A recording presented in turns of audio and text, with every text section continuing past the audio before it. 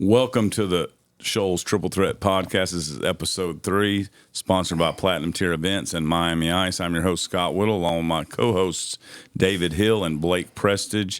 We have a great show for you tonight. We're going to recap the big showdown between Florence and Muscle Shoals that happened last week. We'll talk about our picks that we made during that game. We'll also talk about last week's Colbert County tournament. We'll feature both winners of both boys and girls of that event. We're going to also get on the phone Coach Adam Cummins from Lexington. He's the new girls coach this year. We'll have him on in a segment later, but we're super happy to be joined by Wilson's boys coach, Coach Krieger. Guys, how's it going? It's going good. Been a good week. Got to watch a lot of ball. Got to watch my Muscle Shoals pick not come to fruition, but I think it's been good. I think we're starting to see a lot of local teams really figure things out and find an identity. So it's been fun to watch. Yeah, it's cranking up. Florence Muscle Shoals is a lot of fun, boys and girls. My boys' pick was right. My girls' pick was wrong. Had some, they had also a big win with Deshler we're going to get into later. A lot of county action that was going on that was fun to watch. Colbert County, as you said, Sarah Davis scoring 48. There was a lot of fun games and kind of action packed. And you're just going to kind of keep seeing it ramp up to where we're moving right into area first play. It's going to be fun to watch here these next few weeks and this upcoming week too. And we'll also announce our Week 3 Players of the Week presented by Miami Ice on the boys and girls side. But right now, a real treat. Wilson Warriors off to a hot start, 9-2, and they're also picked up a big area win last night on the road, I think, at Hatton. Hatton's now in 4A, Area 14. An easy area, Coach, right? Yeah, again, I appreciate – let me start by saying I appreciate you guys having me, and I don't want to get repetitive. I know Coach Burleson mentioned this last week. I appreciate what you guys are trying to do, grow the game in the Shoals. And, again, it's not always easy, but I do think our kids deserve the recognition. So, first off, I appreciate Scott, Zach, David, and Blake. Y'all taking the time out of your day on a Sunday to do this. But, yeah, we were actually at home last night, played a really athletic Hatton team. I do think that, off the bat, first time seeing them, they're going to beat somebody they're not supposed to beat in our area. Again, guy does a really good job with them. I forget the coach's name, but, they have some premier athletes. They're young. They play a lot of juniors and sophomores. Despite probably what I would say one of my worst coaching performances, my kids bailed me out last night. We ended up winning 66-52, and they just made really tough plays, and we shot the ball well in the second half. So it's always good to start 1-0 in the area, but ultimately, like as I told them today in practice, our goal is to not win one area game. We're trying to flip the perception in Zip City, and some of that's changing expectations and changing, everybody uses the buzzword culture, but, we have to change expectations, and, winning one area game is not going to change the expectation. So we're looking forward to a good week this week and building as we go into the Christmas break. Well, you mentioned somebody's going to beat someone that shouldn't beat them in that area, and Blake talked a lot about that in our previous episode. What do you attribute that to mostly? Do you attribute it to knowing the teams well, Sure, or environment at home with your fans or your student section? I mean, what would you attribute that to? I just think, again, I've been fortunate to coach at a lot of different levels. This is an opinion, but I back it. It's a very, very difficult area. There's really good coaching in the area. Rusty Merckx does a tremendous job. Brooks, they have a defensive identity. They're going to sit down and guard you. Brian Pounder's teams, they may score 90 on you, and they're going to press you some. That's always a difficult task. And Josh Bryant's teams, obviously, he has awesome half-court execution. So there's a variety of ways that the teams play, and when you throw a team like Hatton, who's very athletic, that can also beat you that way. It's it makes it very, very difficult, the styles of play. It's not the same thing you see every night. So it's the coaching, it's the environments. The dome's always difficult to play in if you hadn't been over there. So I just think that, in this year at least, it may not have been there in years past. I haven't been back from Huntsville, but for a few years, I think it's as wide open as it's ever been. And, I wouldn't be surprised to see, Deshler win one night, and then Hatton win a night they're not supposed to, or Wilson, or vice versa, any of them. So that's just my thoughts on that. Coach, I watch your guys play, and, obviously, you make the biggest jump from year 1 to year 2, and I see that jump, but your guys just seem to play with a fearlessness. It's almost like watching a Mountain Brook team play back in the day. It's like they just got a lot of guys who love basketball that are going out there and playing fast, and they're playing loose. Is that what you see out of your team, and what do you attribute that to? Yeah, so I'll speak a little bit on the transition from year 1 to. I appreciate the rat poison calling us Mountain Brook when it's we've only won 9 games. I'm just saying they seem to play. They play really hard, Sure. and offensively they play with a confidence. Sure, I see that. That's something we talk about a lot, is just being confident shooters. And that's a word we use, is being fearless. And just, I tell them almost every game, it's probably they get tired of hearing it, that you have to sign up for a 32-minute war in basketball. Yeah. Everyone thinks you're just going to go out and blow people out. Well, if you win every quarter by 4 points, you're going to win by 16 points. And we, again, not saying it's anything I've done, but I didn't have a summer with them. Transition period from the previous coach. Like, I knew year 1, we were young. We had 2 seniors, but one of them, horrifically breaks his leg. We didn't have a summer, and this is not, as I said, the best thing about basketball is I think there's a lot of different philosophies, right? You can win a lot of different ways. This is not right or wrong, but I'm probably a 180 from what they had as far as personality and style of play. We really we have stats that we try to keep. We try to get 60-plus shots a night. I've implemented something where we track our shooting percentages in practice. So we've taken, since I've been tracking it, over 105,000 shots in practice. And that's not every goal. So we really put a premium on trying to play fast. And ultimately, I told them, guys, if we want to spend all the time doing this, go play.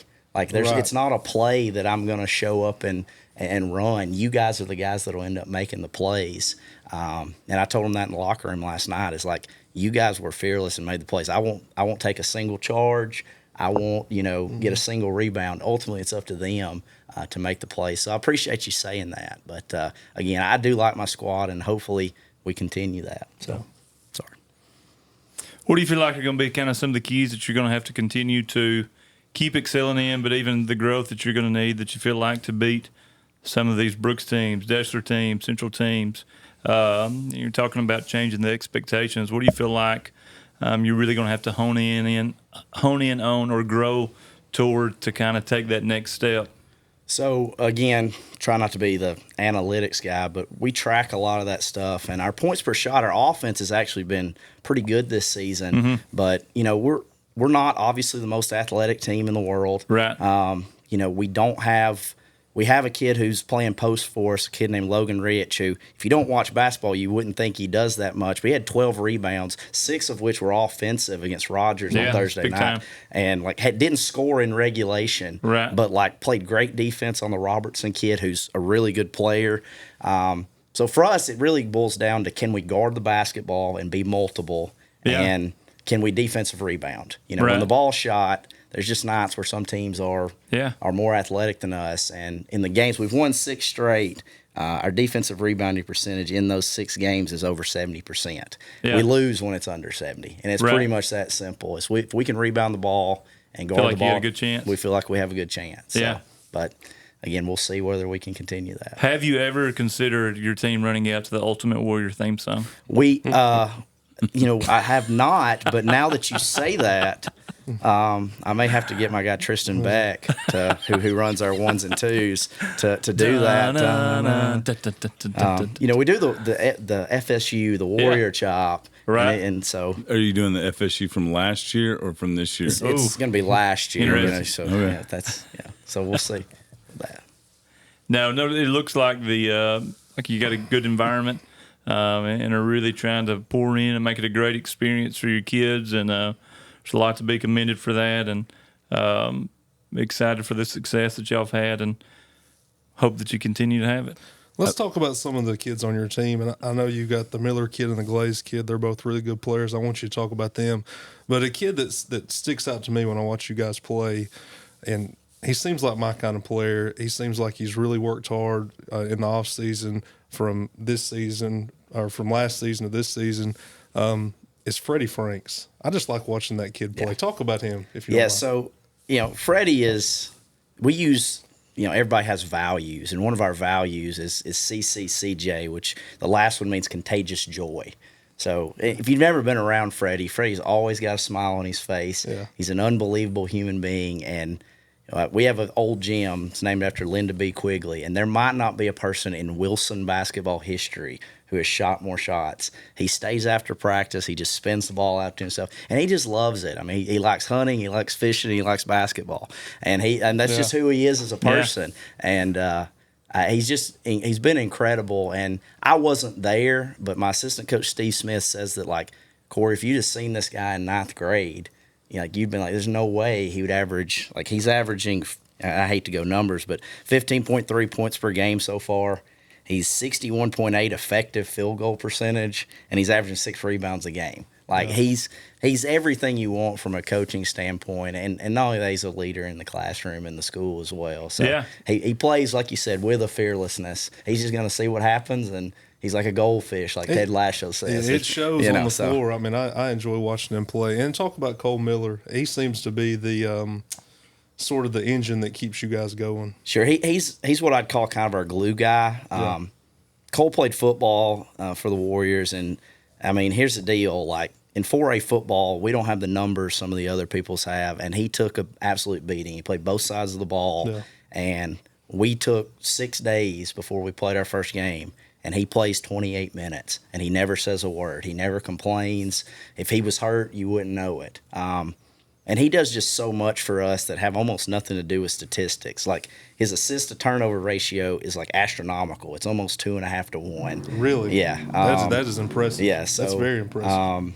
On top of that, like, he finally had a good offensive game against Rogers. I told him it was coming.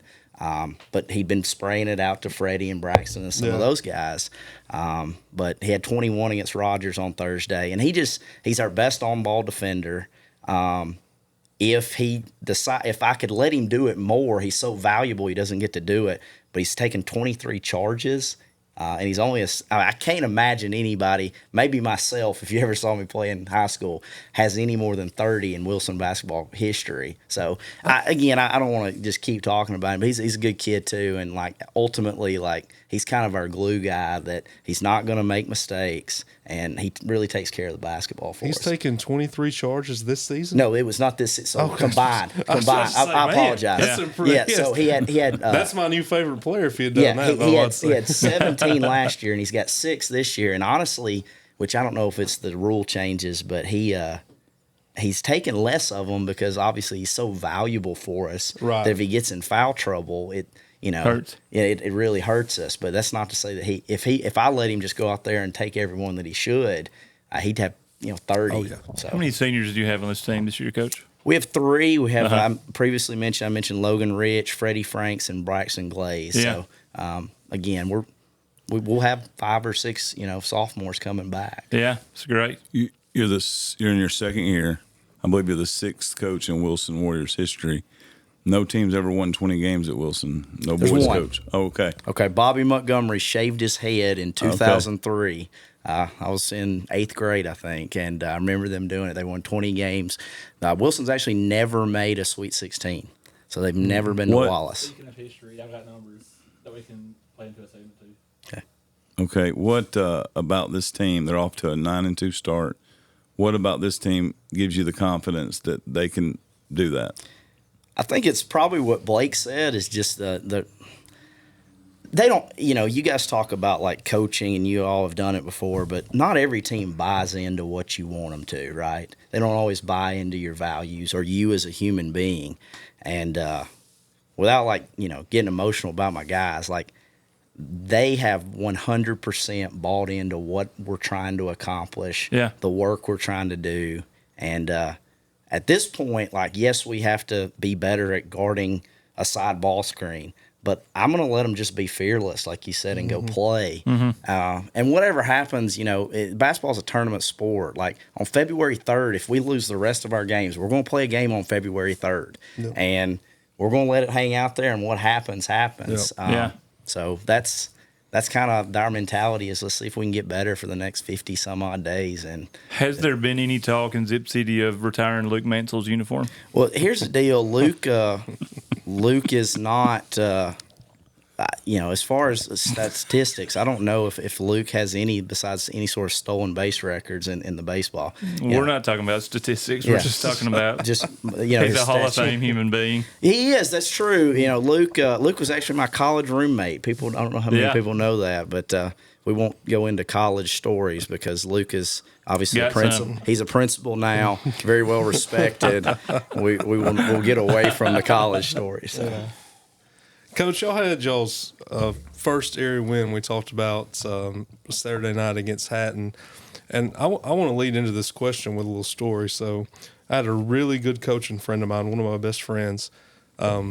He coached, and before a game, he had a dad bring a sticky note up to him with – this wasn't an area game, but it had a list of kids' names on it from the other team. He said, Coach, he said, I want to give you this list. These guys have been their leading scorers the last 3 games. And – he said, okay, thanks, but we took that as, some people think we just show up and, our kids just show up and we play the game. Talk about the preparation that went into this first area game and be in detail, just so everybody knows, how much prep goes into these games.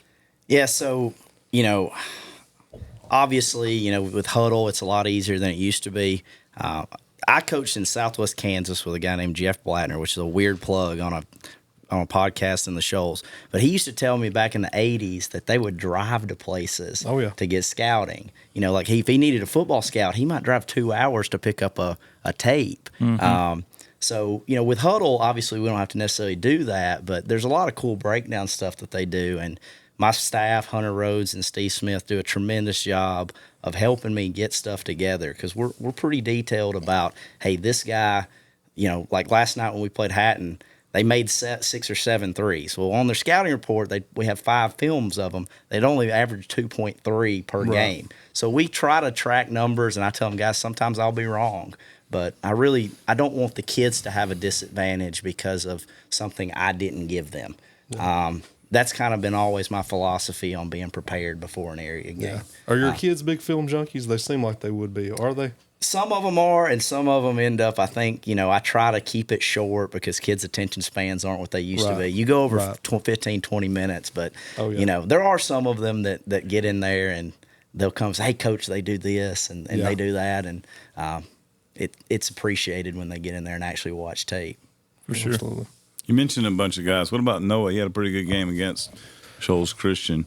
Yeah, so Noah Hetrick is he's one of the more interesting guys I've ever coached, just from a personality standpoint. But he's a great kid. He's got hair that I still tell him he needs to cut it. It's one of the if y'all do an all-time hair ranking around this area, Noah's going to win that. He should be number 1. But yeah, he had a good game, and I've got kind of a 3-headed monster on my bench, and it's not super fair to the kids because I really want to play them all. But Landon Smith, Will Brooks, and Noah Hetrick are my juniors that come off the bench, and they all do about the same thing. So it's kind of I have to play the hot hand, who's practiced well.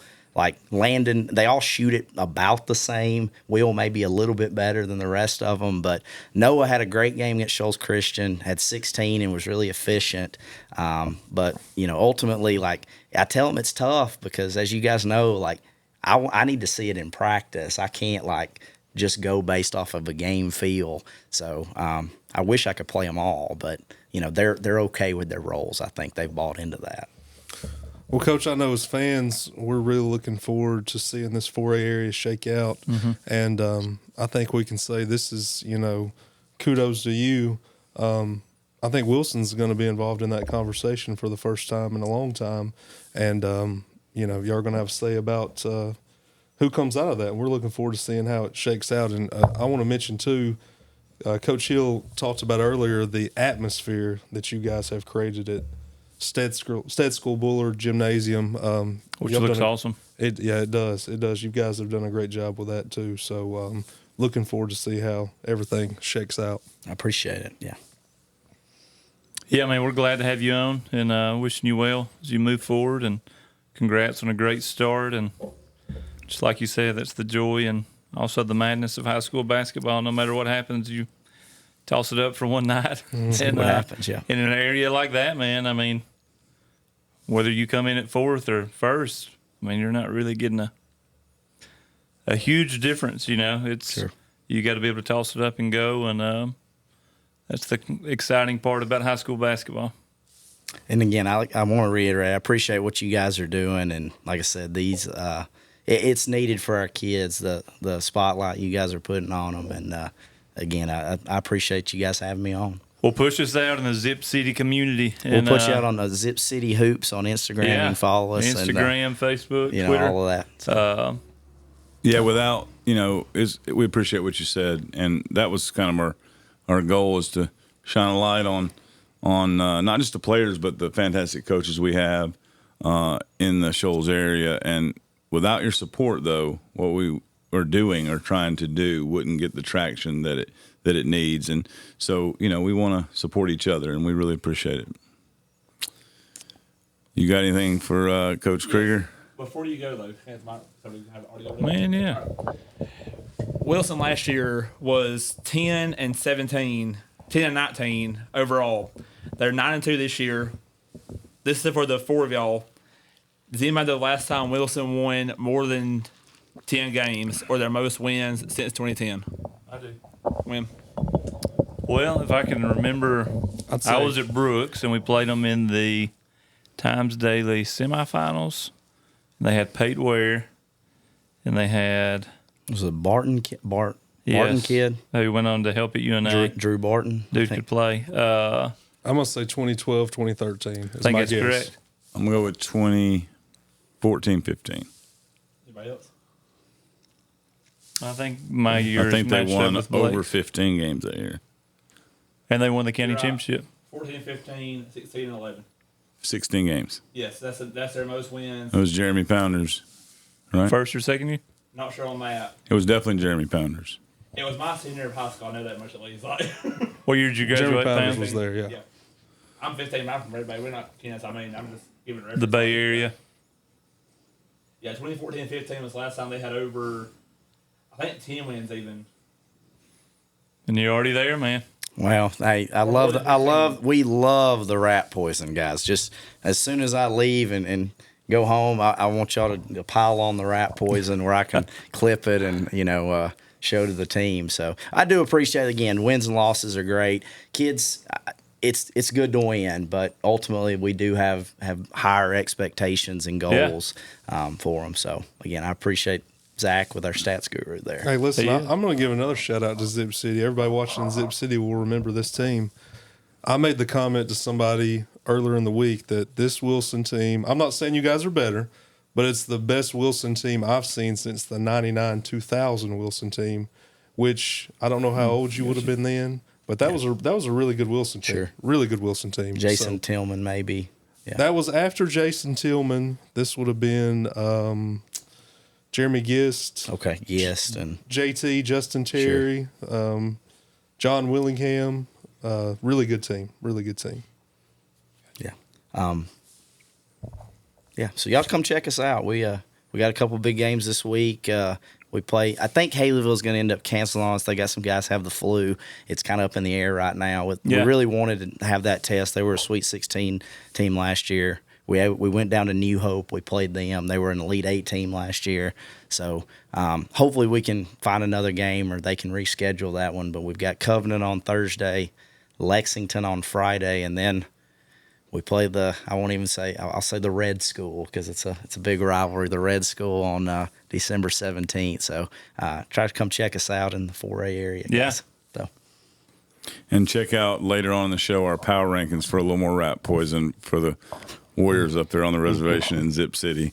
But right now we're going to take a break, and after the break we will get our next guest on the air. I believe it's going to be Coach Adam Cummins from Lexington girls side, and we will also announce our boys and girls players of the week for week 3.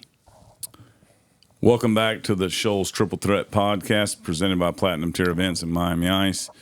It's our pleasure to welcome to the show the Lexington girls coach, Coach Adam Cummins. Coach Cummins, how you doing? Doing well. How you guys doing? Doing good, and we appreciate you coming on and talking a little basketball with us. I know it's a busy time for your team as you're a couple weeks in and played some games, kind of figuring out what you got there with the Lady Bears, and area play is about to start, and we couldn't be more excited to continue to follow you guys and your progression. Well, we're excited. I mean, we have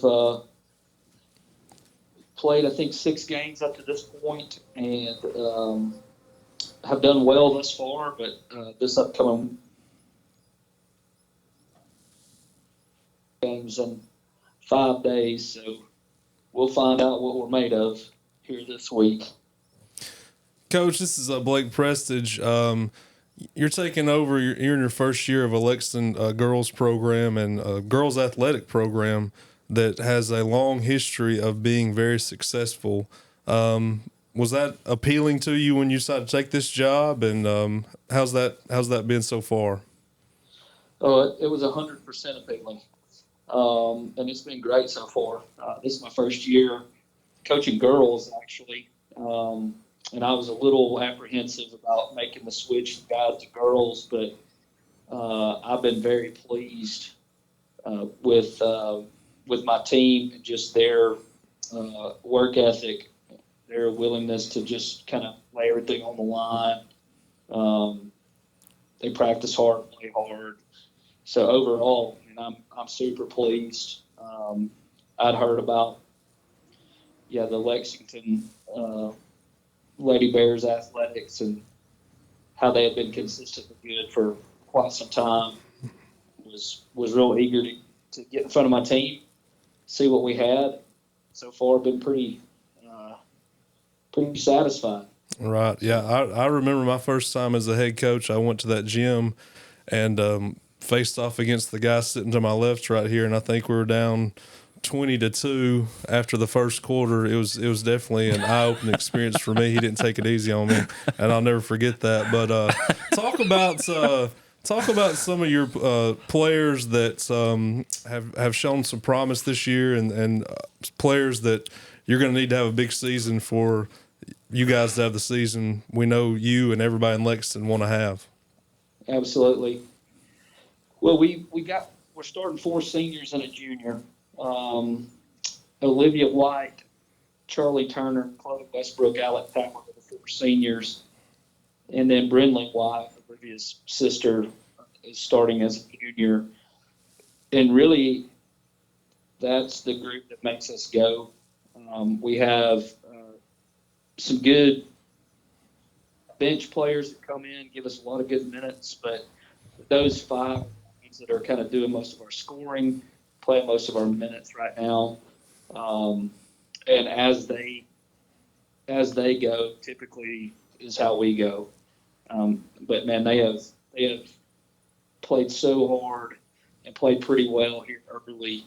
Been so proud of them, asking a lot out of them, but feel really good about where we're at right now. Obviously, in order for us to go out and try to compete in the area, we've got to keep improving. But as far as through these 6 games, I feel good.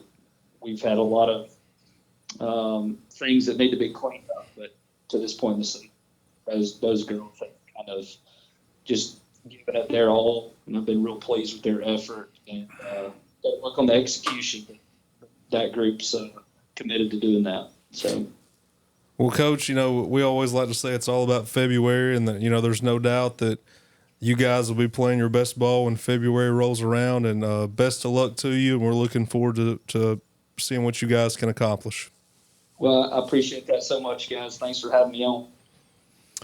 Coach, this is David. How do you feel about this week? You know, you got a big game with Lauderdale County coming up, really good team. You play Wilson's got a really good team. You got, if I'm not mistaken, Solgent's pretty solid as well, aren't they? Lindsay Lane sandwiched in between them And Lindsay too. Lane, that's right. Kind of moving into kind of the meat of the schedule, and Professor Pounders over here has talked about this is kind of one of those weeks where it's kind of we get to see who each team is. We're moving into more area play. How do you feel going into these games? I know you've talked about so far, but what are some of the things you're looking for moving into this week and trying to prepare yourself for February? Yeah, I think number one with this week is, really being competitive in the Lauderdale County game. We realize we're up against a juggernaut over there. Right. But feel like if we can clean up the turnovers that we've had over the past probably 3 games, we can go over there and compete. We want to go over there and play our best and see where we're at. I think, Yeah. Obviously that playing them will let you know how good or bad you are right off. And then, the rest of the week, it really is not easy. I mean, Thursday's our first area game, and so we're really trying to focus as much as we can on this without looking past Lauderdale County, obviously. But Right. Wilson's saw them play last Monday night. Got a really, really good team. That's going to be a tough game. And then Soldier rolls into town, and they've got a really athletic team that's going to try to get after us pretty good on Saturday. So, but I'm telling you, this is going to be a tough week, and by the Saturday we ought to know kind of what we're made of, and kind of where we're standing as far as the area and that sort of thing. Right. Well, Coach, best of luck in that area, in 2A Area 15. And we hope to talk to you again later on in the season. Sounds great. Appreciate it, fellas. That was Coach. Lexington. Thanks, Coach. Lexington girls basketball coach Adam Cummins joining the show. And in a minute, we're going to announce our Week 3 Players of the Week. I think we're going to have a lot of fun with that segment because Coach Prestage really threw a lot of shade at the player that we will be announcing. No, first of all, let me say this. When you say I'm picking an upset, that means you think the team, the underdog, is going to win the game. So I wasn't throwing shade at Florence. I thought Florence was the better team. For the I just viewers picked that an are just upset. tuning in for the first time, let's just recap.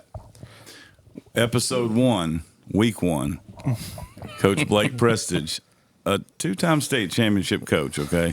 So he does know ball. We'll get to that. He announces that Garrett Reed was the best player in Northwest Florida. Northwest Florida. Not Florida. No, it's not Florida. I'm already thinking about going Slow to down, Florida. Turbo. Oh, boy. Anyway, he announced Garrett Reed was the best player in Northwest Alabama in January and early February. And that ruffled little feathers from Jaylen Chandler because perhaps he thought he was the best player. I like it, though. And friendly banter. then in Week 2, I was the only one picking Florence to beat most Shoals, I think. No, I was in on okay. that. Coach Hill picked. Okay. Oh, yeah. I was in on that. I was the You only both one went to pick 1-1. Muscle I went Shoals. 2-0. I did pick the girls to beat the Falcons, but you threw a little shade at him in Week 2, so we're going to get him on the phone right now. Okay. He is our Week 3 Miami Ice Player of the Week. He took down the Most Shoals Trojans on the road, and then they completely dominated James Clemens on their home floor. So he had a big week. I think he averaged a double-double. So let's get Jaylen Chandler on the phone right now and talk to him. This could be really fun. There we go.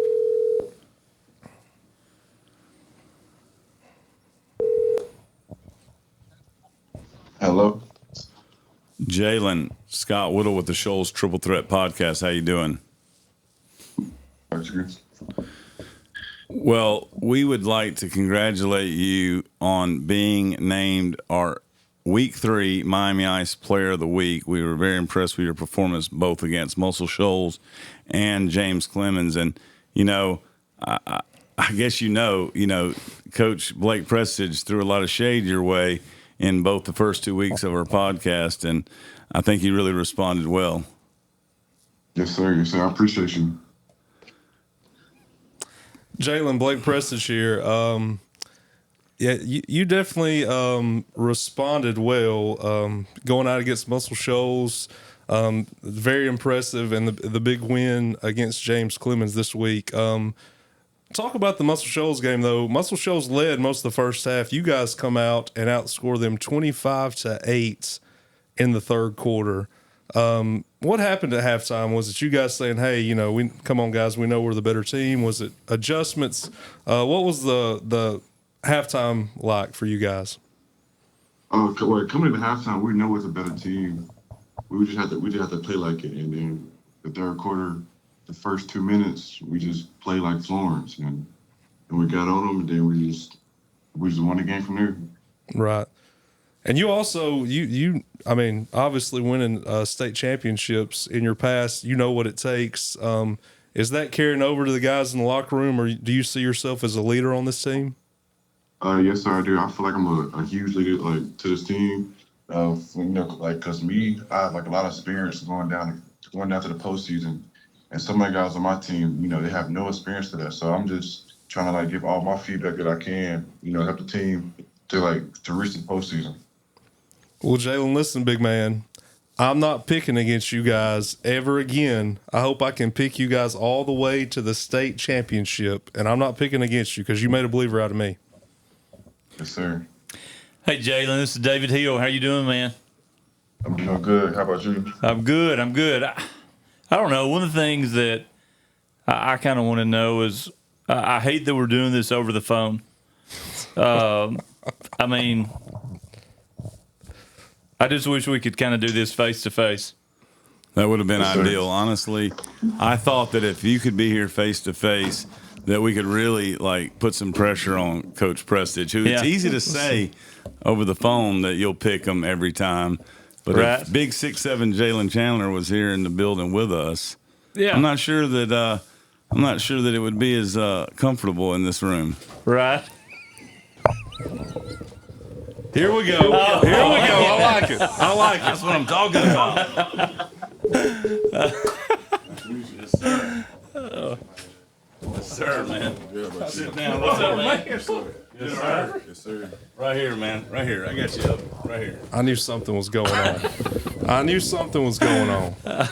All right. So, on the same couch, we have Blake Prestige and Jaylen Chandler. And I just want to summarize. What did you say in week 1 about the best player in Northwest Alabama? I asked Coach Pounders, was there a better player in Northwest Alabama in late January, early February? What do you have to say about that, Jalen? I don't know. Don't hold back. Go ahead. Don't hold back. I guess the wind through the talking, I guess. I guess, yeah. Going farther. Yeah. Does the talking. Yeah. Yeah, and you guys went further. You did. You're right. Yep, we did. Hey, listen, you backed it up this week. I got to give him credit. I mean, he's I got to give him credit. Yes, sir. I'll be honest with you though. When I saw that first half, I was getting a little concerned. But I figured that though. In my head was like, yeah, Blake probably got one. He probably thought he got one. Yes, sir. That's why y'all came out and outscored them 25-8. Well, I was happy I could give you guys some motivation. Yeah, I appreciate it. Yeah. We appreciate it. We appreciate it. Good. Coach Burleson does too, I'm sure. Yes, sir, he does. He does. While you're here, let's talk about next season, college. Mm-hmm. Who's showing interest? Have you committed somewhere already? We don't know. I about haven't commit. I couldn't have 3 offers right now. One from Bevel State, Belhaven, and Blackhawk, and I got a couple JUCOs looking at me also. But yeah. Good deal. Sir.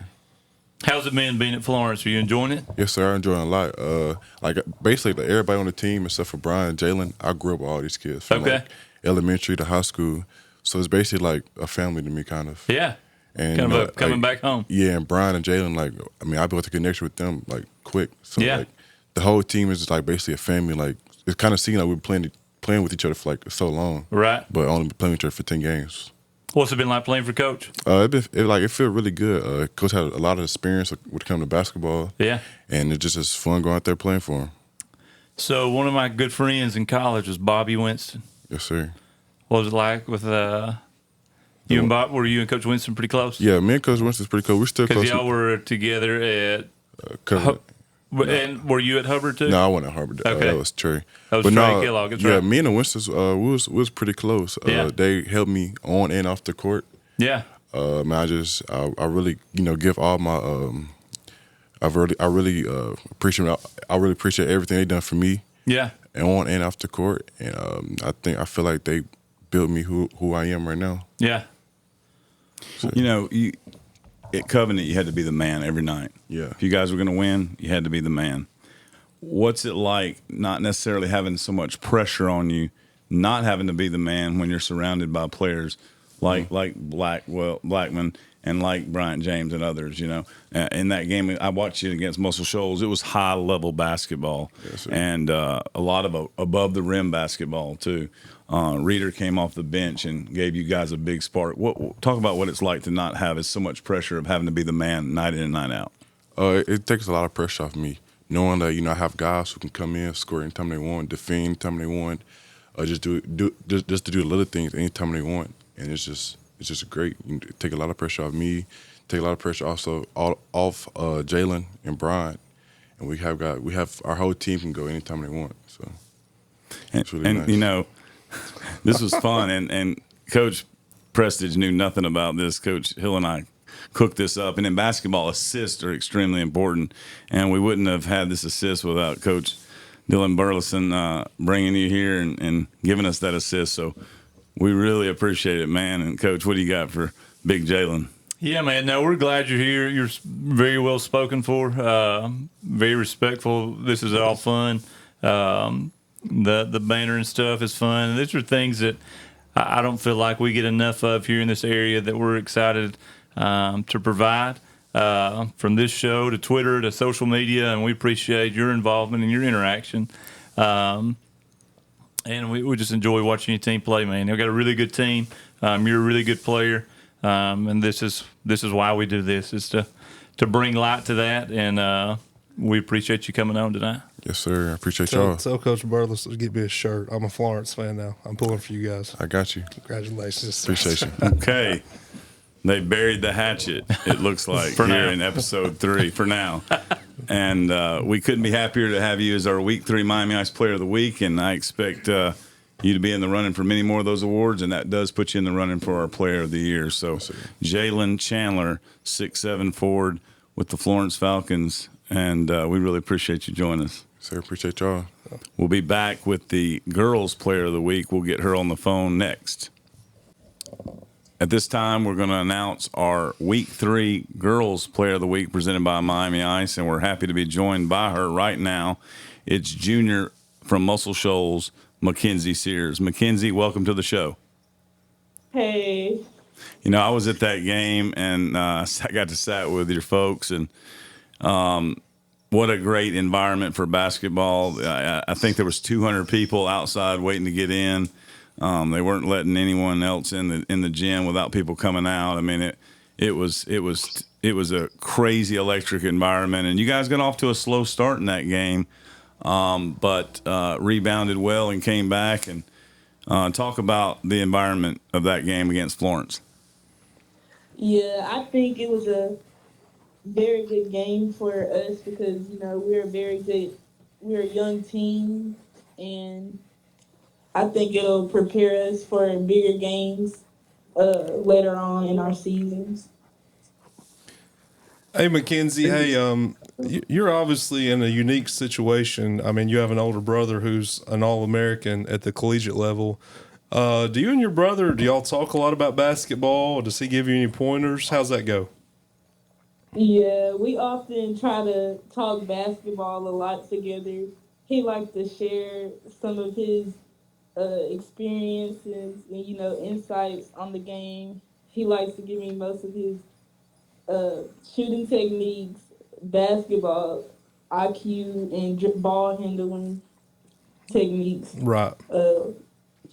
It's great to hear from his perspective because, he's been through so.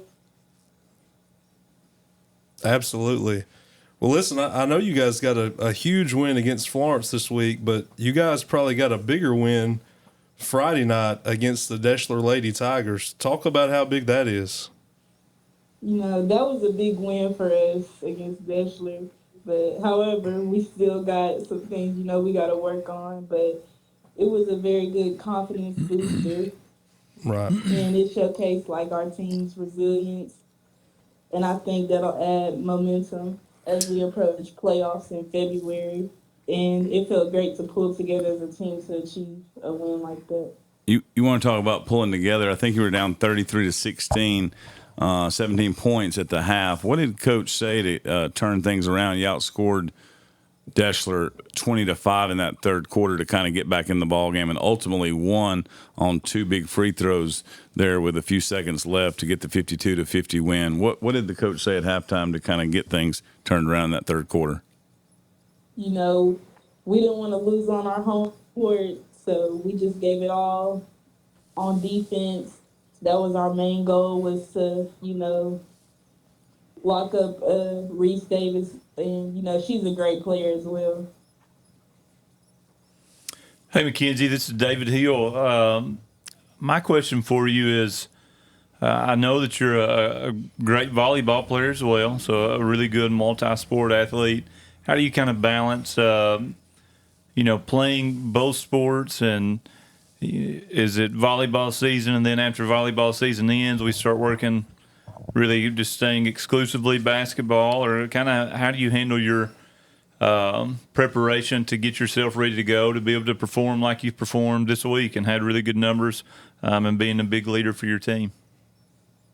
Yeah, I try to, in volleyball season, focus on volleyball, but I try to incorporate a little bit of basketball into it. And then when it's basketball, it's all basketball. And I still try to do volleyball on the side. Right. I do not know your head coach, but I do know Coach Maggie Covington, or she's not a Covington anymore. She's got married. I can't think of her what was that again? Thomas. Yes, Coach Thomas. And Coach Nunley, I've known him for a long time.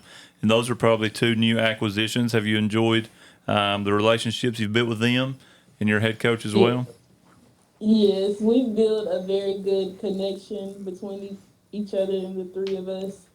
And that was it's good too. Great additions. Yes.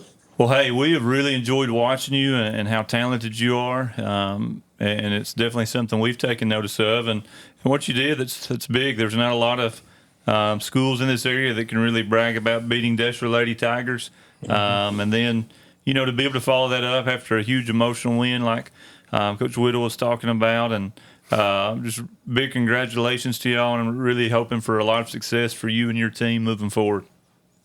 Thank you. Makenzie, before we let you go, I got to ask you, between your mom, Lamika, and your dad, Chad, which one of those personalities do you think you have and you take and apply on the basketball court? I try to take off my mom on the shooting free throws, but on the other side, I think it's my dad. I try to take my dad's mentality. He's a very competitive person and try to be a calm player out there on the court. Hey, Lamika, does your mom do the free throws in unison with you when you shoot them? You broke out. Makenzie, he was asking if Lamika does the free throws with you like she does for Mark. Yes, she does. Well, good. I was about to say, if she didn't, are you ready for her to get going on this? I'm glad. Good. Yes. Who's the better free throw shooter between you and Mark? Definitely me. Okay. This season, I think I got him beat. What about your mom? Enter her into the mix. Who's the best out of the 3? I'd say I'll give it to my mom. She's got a good smaller answer. ball. Good I answer. mean, the sequence shooter is a smaller ball. Mama always so knows it's easier to best. She make a trained you smaller well. ball, right? Right, Makenzie? Yes. Well, a fantastic game. I think she went for 29 points in that game, followed up after scoring 20 and I think 10 rebounds in Florence. So we are proud to have you as our Week 3 Miami Ice Player of the Week, and good luck the rest of the season, McKenzie Sears. Thank you. That was McKenzie Sears. And when we went over our picks, which we'll do here in a moment, in our power rankings, if you'll remember, I said I'm picking Muscle Shoals for one reason, and it's McKenzie Sears. You did. Yeah, you did. Because she's going to be the best player on the floor that night, and she was. She's kind of like a point forward, Right. Like she, you know, when they were getting pressed by Florence, which was very effective early in the game. I think they fell down 11-2 in that game. When she got the ball, the Lady Falcons went back on D, Right. Because she could handle the ball and get it across court, no matter what they threw at her. So she does a lot. I think she Yeah. might lead the team in points, rebounds, and assists. So she's a big part of what they do, and they're doing well, and we're happy to have her as our I player of the realized week. they came back from that large a margin Oh yeah, at halftime. they were down 11-2, and they well, did and cut the it to Deshler game 1. too, you mentioned. Yeah, I mean, that's you know, huge. when you fall down 17 points to Deshler, I don't care where you're playing or who you are. Here we go again. You can crank the bus. It's Yeah. usually Yes. over. Right. But they really imposed their will. She was dominant on the glass. She was effective getting paint in the paint. And she's got some good pieces around her that can shoot the basketball. And, Yeah. so they're a good looking team. Speaking of Florence, though, they have a player, Journey Hawkins. I think she's a junior, maybe a senior, but she's got 3 games already with at least 7 steals, and they're 3-0 in those games. She had it Friday night with 10.7 steals, and then back in November she had 2 where she had 15 and 8, 15 points, 8 steals, and 21 points, 8 steals.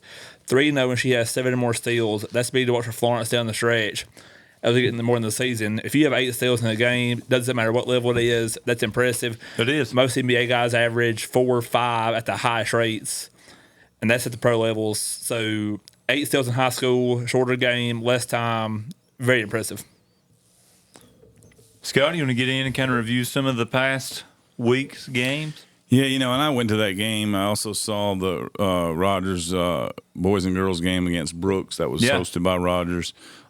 Really good game. I mean, came down to the wire. Coach Mitchell, has a lot of talent that, guys that can shoot the ball. I think Coach Creger, when we had him on earlier, talked about the big kid. I can't remember his name, but he's number 22. And Will Robertson. he can play inside and out. He was in foul trouble, which kind of hurt him down the stretch in that game, but they stuck in it. They had a chance at the end, and Brooks just made one more play, and they won 53-50. But Wasn't Rogers And missing a couple? Rogers was playing that game, actually the Wilson game and the Brooks game, without one of their better guards in Bo Mitchell, Coach Mitchell's son. So Was the McCain kid out too against Brooks? 22? Yeah. I was impressed. Or not 22, but I was impressed with Rogers last week against Wilson and Brooks. It was just sort of hanging in there, and I think they got better having to play without Bo. But it was an entertaining game. I was sitting behind Coach Mitchell. I don't know his name, but number 4. He came out of the game for a quick break, and they were about to do a baseline out of bounds play, and he ran over to Coach Mitchell and pointed out a mismatch that they had on the inside against Zach Ashley, and sure enough, he recognized it with him, and so good leadership by his team, and I love their communication, and they just didn't quit. I mean, they probably came in as an underdog, even being at home against Brooks. Brooks is loaded with good players and got a little bit more probably experience, but with him being out, that really makes the next matchup even that much more interesting, because they will have confidence when they play him, knowing that they're going to have those pieces back. Division I commit in baseball too. So I mean, he's a really good athlete. And, we've talked a lot about this, the 4A boys area, but that 3A boys area with it's Rogers, Lauderdale County, Colbert County, and Clemens. And we've talked about Black Taylor on the show before, but that 3A area is pretty open. It wouldn't County surprise champion me. Black Taylor. Yeah, it wouldn't surprise me. Rogers is going to have a say in that area. We know Lauderdale County is always going to be there, And like we said in previous weeks, Colbert County is doing big things as well. So that one will be fun to watch as well. Yeah, out of those three teams, there's going to be one left out. One Obviously, pretty good team that's going to be a left pretty good out. team. Yep.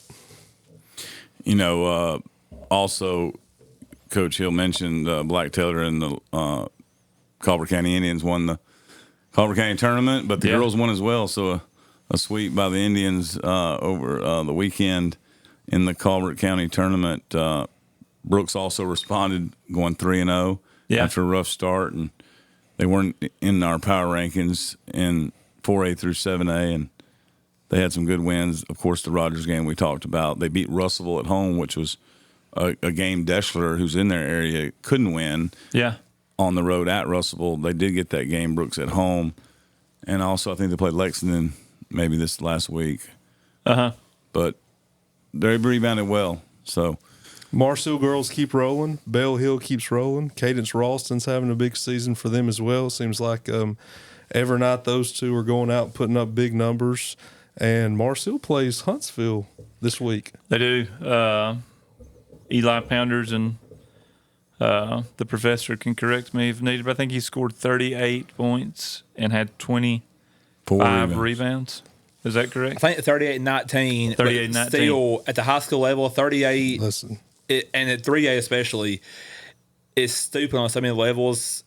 I don't care where you play at, if you're at Mars Hill, Brooks, Rogers, Deshler, whoever you are, 38 points in a high school game. Some teams don't even score that in the game. And then 19 rebounds, that's like some nights 3 guys combined for 19, and you can't get that unless you're a special kind of player. He's getting that level where it's like if he has a good game, it has to be a certain number of points, a certain number of rebounds, like some players in the Shoals are already. But until he's there, we'll keep shouting out. If he has 20 and 15, 20 and 17, but at some point it's like, okay, we expect this from him at some point versus against Phil Campbell, it was 38 points, 24 rebounds, and 5 blocks. Listen, I told you guys last week, he's a different player. And what's crazy is he was a really good – he's always been a really good player. Right. He's on a different level now. He's you know, he's – and obviously now he's going to play the numbers. A nationally ranked 7A. And you know what? I'm going to say good job, Coach Pounders. Yeah. You know, that's going to do nothing but make them better. Right. You know, and that's what you have to do. They won a state championship last year. You know, they're not shying away from the competition. You know, are they going to win the game? Probably not. Right. You know, probably not. But they're going to get better going to play at Huntsville. So that'll be the first week they job. have full roster too, maybe. Yeah. Now that the recently crowned 3A football champs, Marshall Panthers, last week we had Eli's our week 2 player of the week, and he outlined some of those players that are missing from the team. It was quite a handful of guys. Yeah. So they should be at full complement against Christian Schweer's Huntsville team, which is nationally ranked and undefeated, I think 11-0. But they also play Brooks, too. We'll talk about that when we get into our picks here in a moment. Mars Hill, they're also playing Austin and a few more bigger schools this year. They're really going out of the area, out of the class to challenge themselves so they can get to Birmingham possibly and play those bigger teams in 3A, where they've been 2A the last couple of years, and have won championships in boys and girls. Really interested to see Bell Hill on the 7A level and Eli Pounders on the 7A level to see what they can do against a 7A competition who plays 7A ball every night versus 3A ball who plays 2A teams, 3A, 4A locals. No disrespect, but it's just like it's a different level from 3A and 4A to 7A, night in, night out. Well, she's done that too with the girls. Yeah, their girls, they've already branched out. They're playing Murders They Row. played James Clemens. Last week they played Wayne County, who is Hell County from down really south. good.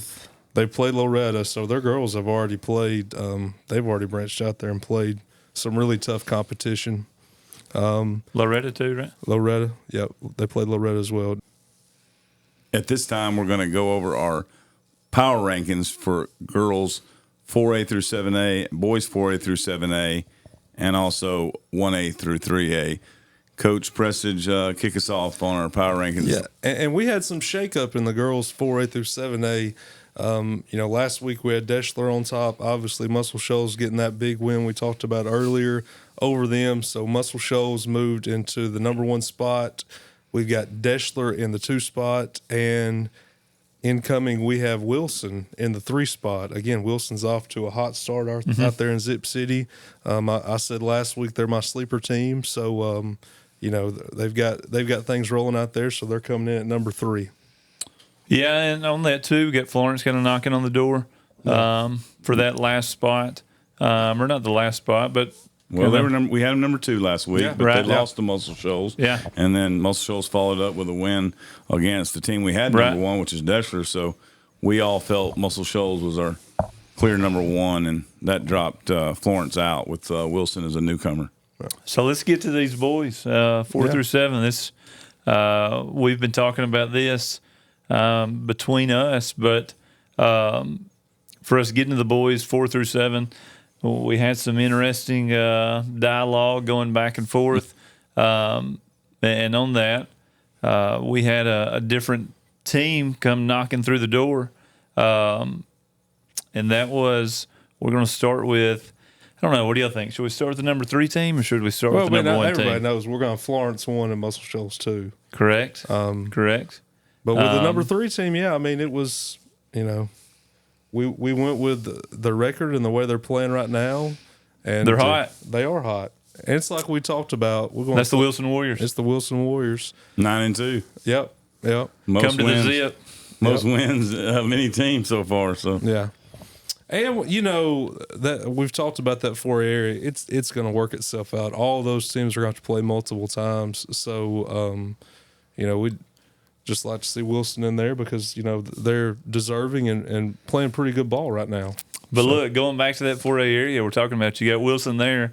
You got Brooks, who went 3-0 this past week. We've got Central, who was 4-0, undefeated until last night. Yeah, lost to the Alcorn State team in Mississippi. Who has a really solid team. So you kind of got, and then Deshler, goes in the Final Four. That area is we've talked about it a lot. We will continue to talk about it a lot. I think it will always bring a lot of good conversation throughout every show. But we'll also get to see some of those answers this week as we get to see some head-to-head competition. Yep. We'll see Central and Deshler, correct? Yep.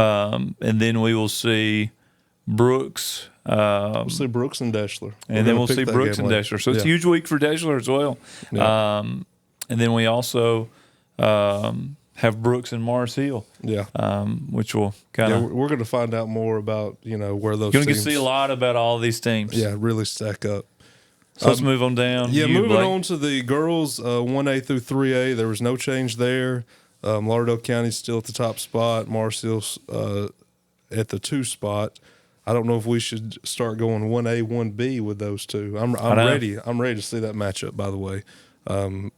Whenever they play, probably be the county tournament, but it's going to be a fun matchup. And then we got Colbert County still sitting there at number 3. Fresh off winning the Colbert County tournament. Fresh off winning the Colbert County tournament, and hearing a lot of good things coming out of Leeton with the Lady Indians. Also took a good hard look at Lexington and Sheffield, but we kept it the same this week with those 3 at the top. Now we're going to be looking at our boys. Number 1 is Mars Hill. We talked about the Huntsville game. That's going to be a really big game, but still it's a huge discrepancy. It's a 7A team against a 2A team, or 3A team. But we'll get to see them play Brooks. That's another local, really good test we'll get to see. We got Colbert County coming in at number 2, again, fresh off of a Colbert County championship. And then the number 3 spot is still Lauderdale County, but you got Rogers, you got Lexington. We have Lexington and Lauderdale County playing Tuesday night. It'll be Coach Hunter Killen's first game against Lauderdale County as the boys basketball coach. There's a lot to be proven. I think, and this is, to me, the difference between girls and boys. When you have your teams, the Deshler teams, the Lauderdale County teams that are really, really good, there's not a lot of upsets like it takes. Right. Oh, yeah. To me, there's so much parity in boys basketball. You see what you would think is Brooks being the favorite the other night with Rogers. Rogers comes in there, plays them extremely close. Did it go to overtime? He did not. Did not go to it didn't overtime. It just- Wilson went to overtime. Right. Yeah. Wilson went to overtime. Man, there's any team that really shows up, especially in these 1 through 4A, I feel like. If you show up and you're playing good basketball, it's similar to March Madness. Oh, yeah. Anybody that's playing really well that night has an opportunity to win. And that's the biggest difference to me in our boys and in our girls. You don't see too many Lauderdale County upsets. You don't see too many when they really have those just really strong teams. You can think of about 2 people that might could upset them. Yeah. 2 teams. And I'll say this about that Lexington Lauderdale County game. We've got a lot of good rivalries in our coverage area. But I'm telling you, that Lexington Lauderdale County rivalry, he knows, he's from there. I married into Lauderdale County. Yeah. It runs deep. It runs deep. It'll be a big crowd there. And you can throw the record books out. It's going to be a scrappy game. It's going to be fun to watch. And, Colbert County 2, Lauderdale County 3, right there we had Rogers. Pretty much we're saying they're like the 4 team. Again, that's going to work itself out. Any of those teams, I think, can beat any other team on any given night. But we talked about Brooks playing Marshall playing Brooks this week. That's a Brooks team that Lauderdale County beat. Correct. So it'll be interesting to see how Marshall does against Brooks considering Lauderdale County's already beat Brooks. Yeah. Yeah. And it will have really big implications there. For one, they're 2 historic programs as we move closer and closer to the county tournament down the road. And how fun is that going to be on this boys' side? Yeah, and the girls too. The girls is going to be fun, but that boys' side's going to be it's going to be pretty wide open. It's a toss-up. It's going to be pretty wide open. It's going to be fun to watch. Yes, anybody that's coming to bring it has an opportunity, and whoever's really playing their best ball at that time. Well, you guys want to get to the fun part? This is where I seem to, get the most Twitter likes here, doing our pick'ems for the week. So the first game we're going to go with, we can start with girls first. We're going to go with all these games are going to be on Friday nights, December the 13th, I believe. And Lexington is traveling to Zip City, where we just talked about the great atmosphere they've got going out there. Right. Lexington traveling to Wilson. In the girls' game, I know we talked to Coach Cummins earlier. Lexington's off to a hot start, only lost 1 game. Got a lot of good momentum. I think Wilson's going to be too much in this game. I'm going with Wilson in this game pretty handily, I'd say. Man, you put me in tough spots. You'll be in the same pick as Rogers, too. I will. I don't know. I'm a Bear through and through. I'll always go with my Bears. He's like Nick Saban on game day. You don't have to ask him. He's picking the Bears. Yeah. You'll be the same too with Rogers. I'm sure it makes you. It makes it difficult. Well, I'll be the tiebreaker here. I've got Coach Oakley's Wilson team. I think they're just going to be too solid. much. They are solid. They're playing with a lot of confidence and also off to a hot start. So yeah, I got the Lady Warriors. Yeah, and on the boys' side in that matchup. We just got done talking about, any given night, especially in a game like this, inter-county, game, anybody can beat anybody. I think it's going to be a competitive game. Seen both teams play, obviously. They both played really hard. They both have bought into their brand. I think the difference will be it's at Wilson, and he's done a great job getting the atmosphere built out there in Zip City. Yeah. I think that'll be the difference in the game. The Wilson student section, I think Wilson's going to bring it. I'm picking Wilson in I think it's going to be a competitive game, but I'm taking Wilson. Told you I'm going with the Bears.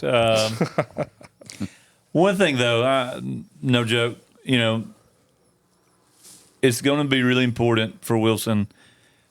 They're getting covered by us. They're getting love on social media. They got a YouTube thing going out. They're getting a lot of love.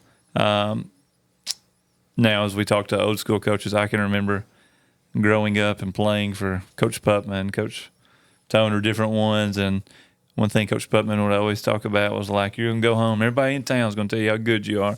Your head's going to get so big. You're going to think you're so good. Yeah. You ain't done nothing yet. And I can kind of remember some of those. So I think some of those things still kind of hold true.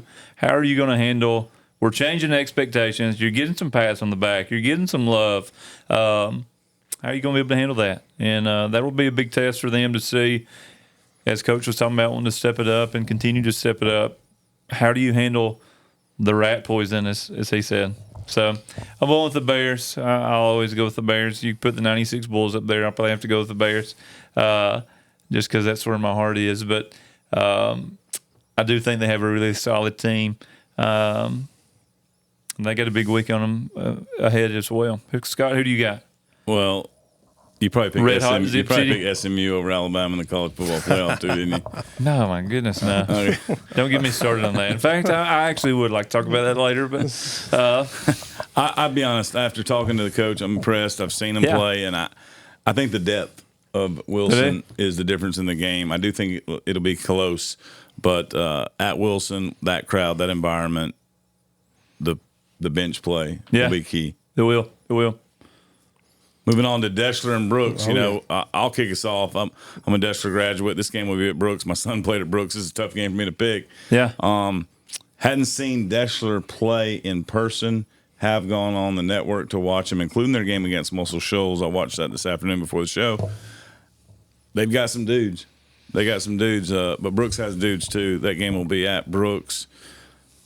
I think Brooks is trying to figure things out right now. Yeah. They've got a good team, and Coach Merckx does a good job, and he'll right the ship. 3-0 this week after going 1-3 to kick off the season. But I think these two teams will probably be the class of the area when it's all said and done. So a big game, but I'm taking the Lions by the slightest of margins. Yeah, I've got these two splitting throughout the season. I think home court's going to come down to that. I got Brooks getting this one early. That's where I'm going with that. And girls' side, I'm obviously picking the Lady Tigers and Coach Keelan and Deshler. But yeah, I'm going with Brooks, and home court advantage is the big key for me. Yeah, and I'm going Deshler in the girls' game. I think Coach Copeland's doing a great job trying to build that program. It's going to be a 2 or 3 year process, and obviously Deshler, the Lady Tigers, Coach Keelan, especially them coming off of. Can you imagine playing them coming off a loss to Muscle Shoals? It's going to be a rough week for whoever they play. I'm going to say that. In the guys' game, again, I have these two sort of, just a step above everybody else in that area. I think it'll be these two in the end.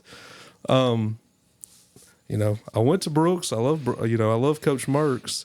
I think Deshler's going to have the best player on the floor, and I think he's going to be ready to play in this game. I'm going with Deshler. Yeah, Mr. Warren and Mr. RJ are probably not going to be very happy with that pick either.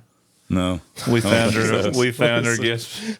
He likes to stir the pot. He does. I'm not trying to stir the pot. Yeah. The guy proved he can be the best player on the floor in late January and February of last season. And a homecoming game. And coming back to Brooks. He's coming back. Yeah. He played there. He's gonna take a lot of heat from the loud crowd. They'll be giving it to him all night. But so I'm rolling with the Tigers in this. You gonna be at that game, or y'all got another game that night, or? I'd like to be there. I'm probably not showing up. After that pick, I'm not showing up. We will not see Blake Prestige in the building, But I'm taking the Lady Tigers and Janet Killen to get the win. Also, let's go to Lauderdale County and Clemens. Lauderdale County and Clemens. I know this is a game that last year in the girl side, on the girl side, for sure was a war. Yes, a lot of hate, Facebook posts, banner back and forth. So I don't know if Leah still plays for them or not. She's gone. She's gone. But you thought that Jaylen Chandler, Blake Precious stuff was rough, man. But now I will say this: we can start with the girls' game. Clements, I think one aspect they bring to this game, and I think this is underrated when you play Lauderdale County, is obviously we know year in, year out Lauderdale County is good. I think an underrated aspect of Lauderdale County's girls is the speed that they play at and the speed they have on this team. Now, Clements is athletic. They're fast. They can match that speed, negate that speed. So, and it's an area game. So I don't think it's going to be a blowout, I think Clemens is going to hang around for a while. It's an area game, but at the end, I'm going with Lauderdale County's girls. Do you want to go ahead and make your boys pick, or do you want to come back around on that? Oh, yeah. I'll go ahead. Clemens is not in our coverage area. I'm going Lauderdale County's boys big. Okay. Girls wise, you got your former assistant coach, Coach Yep. Newton over there with Clemens. I spoke with him Saturday. He's got a young team, but kind of got a mixture of a young group, but also a few older. One thing they do have is they have beat them before.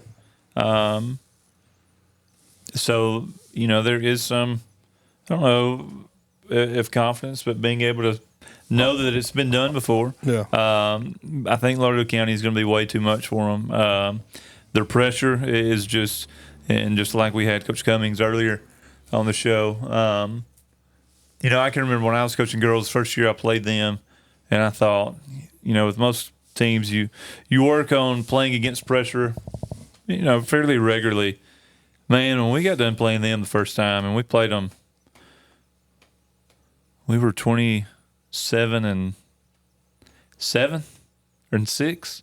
We lost to them 4 times. It's different. It's a different type of pressure. Man, I was like, my best friend was the boys coach, and was like, I need your JV every single day. Yeah. Like, I need 10 minutes every single day. I don't care if they have 7 of them on the court. Like, I want to go against that pressure every single day. Yeah. It's a lot. It's a lot, and not only for Clemens, but anybody. Going with Lauderdale County, not only girls, and then going with Lauderdale County, the boys. Clemens has going Lauderdale County with the boys as well. Yeah. I'm going Lauderdale County girls. Shyla Marks is our player of the week in week 2. They'll obviously be keying on her, but a big difference in the game I think will be the inside play of Sarah Smith. Yeah, and I think that'll push them over the top. I got them in pretty good double-digit victory. On the boys' side, I was impressed by them. I saw them in person. Also, I'm a big fan of what Whitney Owens does. Yeah. I think his team will be ready to play. I know they'll be very well prepared. Right. I know they have a senior that's out, the Adams kid, I believe. Right. And so they're adjusting to not having him, but I think they get the win against Clemens. I got Lauderdale County in both boys and girls. That's a good one coming up. Yeah, Rogers at Colbert County, area game, first area game for both these teams, just like Lauderdale County and Clemens. Rogers girls have faced some adversity early in the year. They lost Charlie Gail Ellis, who's been a varsity player since she was in the 8th grade. She would be probably the best scorer on the team. She's definitely got the most experience on the team. So that's been a huge blow for them, losing her and adjusting to that. But I feel like they're getting better. They took their lumps over Thanksgiving, but I feel like they're getting better. They're going to Colbert County. It's going to be tough, but I'm similar to Coach Hill on this. I'm taking the Pirates. Yeah, girls-wise, I think I'm going with the reservation. I think I'm going with Colbert County. I don't know. It's going to be really. It's going back to what the professor said. We're going to find out a lot about them, and I think these are kind of 2 teams that it's going to be who's really going to take a stronghold. Yeah. You feel like Lauderdale County is going to win that area For that number 2 spot. But these 2 I really feel like are going to be neck and neck. Probably going to see a split in this, I feel like. Mm-hmm. I will say, and I don't know if this is just for the Deshler game, Colbert County had a crowd. And I know when I coached girls, Colbert County was going through their best historic streak they've ever had of girls teams. And when they show up, man, they get a good little environment. They do. I'm going with the Lady Indians, and a lot of that being the home court advantage. I'm also going with the Lady Indians. I think the speed of their team will be the difference in the game. The pressure they can put on the basketball. Physical, too. Full court pressure. And again, the physicality. I got the Lady Indians fresh off their Colbert County championship in that game for the girls. What about the boys' side? Blake? Boys' side, obviously we've talked about Black Taylor a lot. Really good player. Watched a lot of film on him. But and this is not me being a homer. Rogers boys, they've got a good team. We talked about you're there Friday night, saw them against Brooks. I think they're going to be ready for this one. I know it's on the road, it's a tough place to go play. I'm going with Rogers in this one. I think we talked about, they've got 7 seniors on the team. That helps. Right. And I think that will be the difference in this one. I think age and experience will help them pull this one out.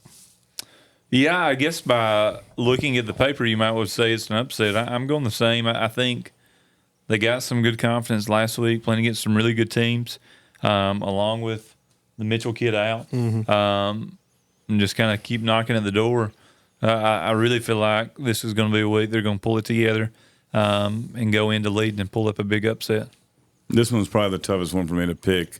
I probably was leaning Colbert County. I do think they'll have the best player on the floor, but if Bo Mitchell's back, I think that they get the win. I was very impressed with Rogers in person. They can all shoot the ball. 22.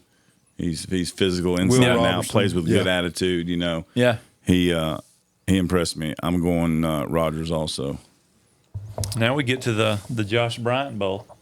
This is the Josh Bryant Bowl, yes. Hatton at Central. Coach Bryant is from Hatton, played at Hatton. Played on a state runner-up team. Yeah. I can start us off here. His point guard was the girls' coach, Justin Henley. He's the girls' coach at Haddon now. Yeah, that's who coached the boys for years. Yeah. I'm going in the girls' game. Now it's an area game. It is an area game, and it's at Central. I've seen Hatton's girls play. I've seen Central's girls play on film. Hatton's girls, Hatton has really athletic players. Yeah. And I think Coach Henley, I know he can coach. He's been doing it for a while. I think there's a lot of improvement there with with the Hatton Lady Hornets. So I'm going to go with Hatton in the girls' game. Then in the guys' game, I don't know if I will ever on this show pick against a Josh Bryant Central team at Central because they're going to be rowing the boat. They are. Big area game. So I'm going with Central in the guys' game. Yeah, no, I'm in agreement. And let me interject before you pick. I want to echo what you said. Several years back, Brooks had a really good team. They were like 29-0. They were playing their last game, and it was at Central right before the playoffs. And Central knocked them off, and I left thinking the exact same thing. When you go to play at Central, you better strap it up and be ready because you're gonna face a very disciplined, hard-nosed, well-coached team. And for that reason, I'm also picking Central in the boys' side, And I'll go ahead and pick the girls, and I'll swing it back to you. Yeah, I think Hatton's always been a good volleyball team, and so they're going to have some good athletes that can play. That probably also play basketball. I don't know much about either team, but I'm going with Coach Press's girls' knowledge, and I'm going to go with the Hornets. Yeah, I agree. I think it's a big game for Josh and his team, especially. I agree. I feel like the Lady Hornets will prevail. For Josh and his team playing his former team, I think it's a big deal. When that job came up, and that would have been the first call if I was Haddon's principal. I'd at least made Josh tell me no on that job, Again, I think he does a really good job. But I don't mean this as a slide in this boys' area toward Haddon. But if you're any team in the area and you're looking at your area standings, with the way all these other teams are looking, that Haddon game is one that you're like, we got to get this. Oh, yeah. Because if you don't get that one against Haddon, just like Coach Krieger said, that could be a team that slips up, And they can. They have the ability to do that. Yeah, they're dangerous. But if we don't get Haddon, then you're looking at Central, or you're looking at Brooks, or you're looking at Deshler, or you're looking at Wilson, who's surging. Yeah, I mean, those are some, So mentally, I feel like I'm not saying it's impossible if Haddon slips up and beats you, but that's one you want to get. Yeah, and I do feel like those other. I feel like Haddon will kind of mess up the pattern of it, but I think those other four really feel like, hey, man, we got a chance. We might could win this. Yeah. But, and like I said earlier, I mean, oh, wow, you got number one, and you're going to get to play Deshler or Brooks or insert Central or insert Wilson or insert Haddon. I think I said this on a previous show. it seems like Central's boys, they always have something to say about the outcome of the area. They do. You know, even on what's a down year for them, which, you know, on a down year for them, they're still a really tough out. I Right. mean, obviously, Coach Bryant does a fantastic job. They're a tough team to play year in, year out. You know, I can remember, you know, I think when JP played at Deshler, when Deshler had that really good team, Yeah. I think Central went to the Dome one time and beat them. Right. You know, Right. I think that was the only team in the area that beat them that year. So Yeah. they'll have a say so. But yeah, I like Central in this one. So those are our picks. We wrap it up here on episode 3 of the Shoals Triple Threat Podcast. I want to thank our presenting sponsor, Jeremy Kiefer and Platinum Tier Events, for providing this space and this opportunity for us to cover high school sports in the Shoals area. Please hit the like and subscribe button on YouTube, and we're now on Facebook Yes. at Shoals Triple Threat Podcast. So like and follow us there, and we'll see you in week 4.